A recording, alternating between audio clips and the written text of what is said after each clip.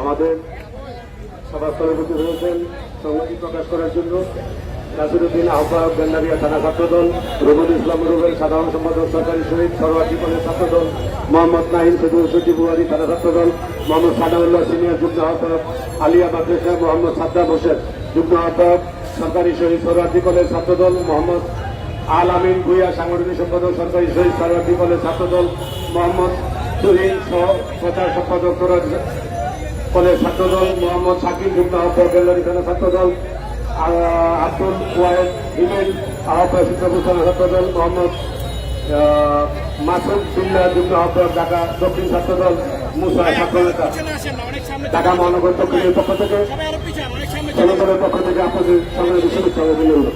এখন আপনাদের সামনে বক্তব্য রাখবেন সমীকরণ ঢাকা মহানগর দক্ষিণের সম্মানিত সদস্য জনাব মোহাম্মদ আলী ভাই। জনাব মোহাম্মদ আলী ভাই।